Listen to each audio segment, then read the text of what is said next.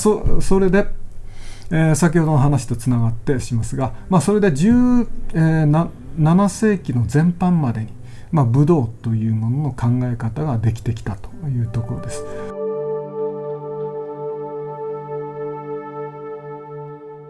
ところが、それが17世紀の後半、平和な時代になって非常に神殿開発もされ、高度経済成長という時代です。で、都市がもうその時代はあれですね、大名の家臣たちというのは必ず1年ごとに江戸に行かないといけないということになります。参勤交代という形になりますが、そういうそのところで江戸のその大きな都市に行ったら、そこの要するに非常に繁栄したその風情に染まりますね。Where I'm sitting is the main point of interrogation. People would pass along this area, which was probably more sand than rocks at that time, and then they would have to kneel here individually or perhaps in pairs and face the magistrate who sat here in a very intimidating way, I'm sure, while he checked everything.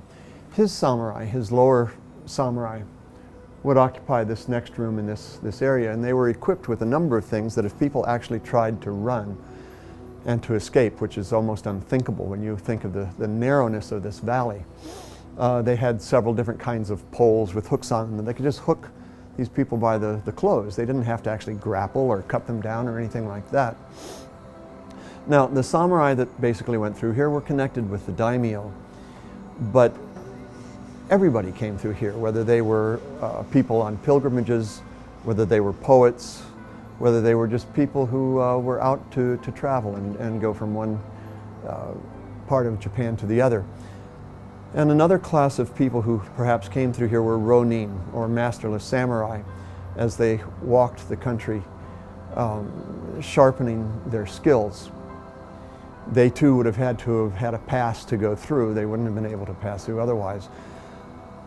But it's interesting to think of the ronin that would come through, because as I say, they were sharpening their skills. They were out to meet other samurai who were doing the same. These were called shugyosha, and it means a sort of a person in training. It's the same word that you use for priests who are out training in Buddhism. The Shugyosha samurai, or the Shugyoso swordsman, would carry very little with them. Maybe a sewing kit, maybe just a very few coins, their swords of course, but not much else. And they would stop and they would work at various places to try to make their way. This was part of their training. One of the most famous Shugyosha, of course, was Miyamoto Musashi.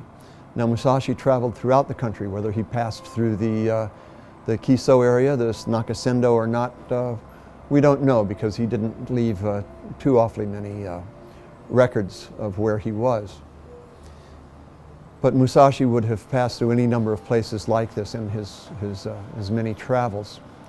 Musashi is perhaps most famous for the book that he wrote called the Gorin no Sho, or the Book of Five Rings, which some people take as simply a document to note these various types of swordsmanship, but others read a deeper meaning into almost everything that he writes, that it really was a way of living.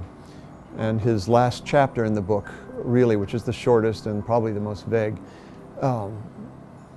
indicates that this was a way of life rather than simply technique. And in fact, Musashi was sort of famous for saying that technique comes second, that attitude and your kokoro, or your mind, heart, really comes first.